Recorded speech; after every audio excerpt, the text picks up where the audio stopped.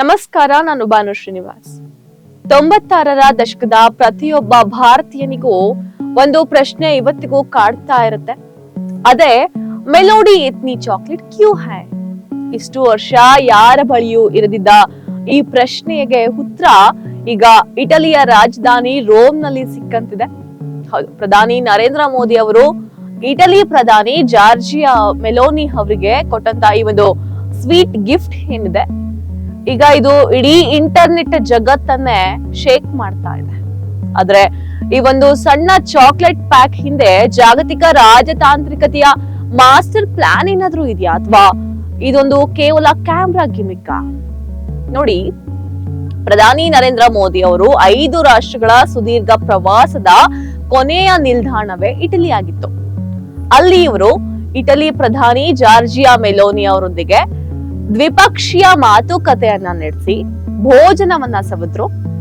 ಆದ್ರೆ ಇಡೀ ಜಗತ್ತಿನ ಗಮನ ಸೆಳೆದಿದ್ದು ಆ ಅಧಿಕೃತ ಸಭೆಯಲ್ಲ, ಬದಲಿಗೆ ಅಲ್ಲಿ ನಡೆದ ಒಂದು ಅಪರೂಪದ ಕ್ಷಣ.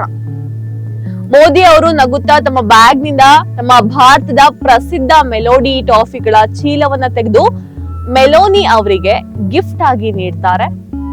ಇದನ್ನ ಮೆಲೋನಿ ಅವರು ಥ್ಯಾಂಕ್ ಯು ಮೋದಿಜಿ ಅಂತ ಎಕ್ಸ್ ನಲ್ಲಿ ಪೋಸ್ಟ್ ಮಾಡ್ತಾರೆ. ಪೋಸ್ಟ್ ಮಾಡಿದ್ದೇ ತಡ ಕೇವಲ ಒಂದೇ 1 ಗಂಟೆಯಲ್ಲಿ 10 ಲಕ್ಷಕ್ಕೂ ಹೆಚ್ಚು ವ್ಯೂಸ್ ಅನ್ನ ಸಿಕ್ಕಿ ವಿಡಿಯೋ ಸಿಕ್ಕಾಪಟ್ಟೆ ವೈರಲ್ ಆಗುತ್ತೆ. ಕಳೆದ 3 ವರ್ಷಗಳಿಂದ ಇವರಿಬ್ಬರ ಹೆಸರನ್ನ ಸೇರಿಸಿ ನೆಟ್ಟಿಗರು ಮೆಲೋಡಿ ಅಂತ ಟ್ರೆಂಡ್ ಮಾಡ್ತಿದ್ದಾರೆ. ಪ್ರಧಾನಿಯೊಬ್ರು ತಮಗೆ ಸಂಬಂಧಿಸಿದ ಇಂಟರ್ನೆಟ್ ಮೀಮ್ಸ್ ಗಳನ್ನ ಎಷ್ಟು ಕ್ರೀಡಾ ಮನೋಭಾವದಿಂದ ಸ್ವೀಕರಿಸ್ತಾರೆ ಮತ್ತು ಯುವ ಪೀಳಿಗೆಯ ಟ್ರೆಂಡ್ಗೆ ಹೇಗೆ ಕನೆಕ್ಟ್ ಆಗ್ತಾರೆ ಅನ್ನೋದಕ್ಕೆ ಇದೊಂದು ಬೆಸ್ಟ್ ಎಕ್ಸಾಂಪಲ್ ಅಂತಾನೆ ಹೇಳ್ಬೋದು. ಭಾರತದ ಮಧ್ಯಮ ವರ್ಗದ ಜನರಿಗೆ ಅತ್ಯಂತ ಪರಿಚಿತವಿರುವ ಪಾರ್ಲೆ ಮೆಲೋಡಿ ಚಾಕ್ಲೇಟ್ಗೆ ಇವತ್ತು ಇಂಟರ್ ನ್ಯಾಷನಲ್ ಲೆವೆಲ್ ನಲ್ಲಿ ಕೋಟ್ಯಾಂತರ ರೂಪಾಯಿ ಮೌಲ್ಯದ ಉಚಿತ ಪ್ರಚಾರ ಸಿಕ್ಕಿದೆ.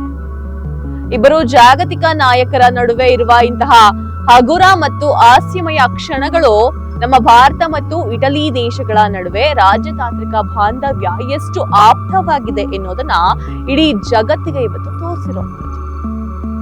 ಅಂತಾರಾಷ್ಟ್ರೀಯ ದ್ವಿಪಕ್ಷೀಯ ಸಭೆಗಳು, ದೇಶದ ರಕ್ಷಣೆ, ವ್ಯಾಪಾರ, ಜಾಗತಿಕ ಬಿಕ್ಕಟ್ಟುಗಳ ಬಗ್ಗೆ ಚರ್ಚಿಸುವ ಅತ್ಯಂತ ಗಂಭೀರವಾದ ವೇದಿಕೆಗಳು.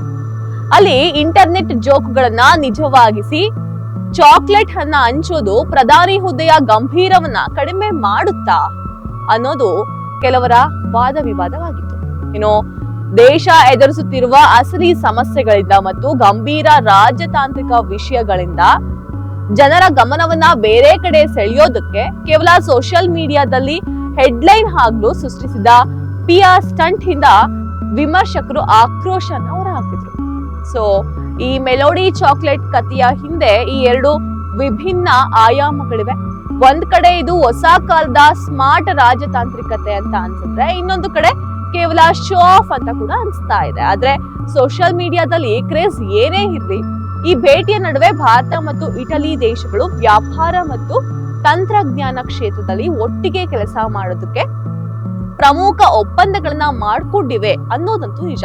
ಹಾಗಾದ್ರೆ ಪ್ರಧಾನಿ ನರೇಂದ್ರ ಮೋದಿ ಅವರ ಈ ಚಾಕ್ಲೇಟ್ ಡಿಪ್ಲೊಮಸಿ ನಿಮ್ಗೇನ್ ಅನ್ಸುತ್ತೋ? ಇದು ಮೋದಿ ಅವರ ಮಾಸ್ಟರ್ ಸ್ಟ್ರೋಕ್ ಅಥವಾ ಕೇವಲ PR ಗಿಮಿಕ್? ನಿಮ್ಗೇನ್ ಅನ್ಸುತ್ತೆ? ಕಮೆಂಟ್.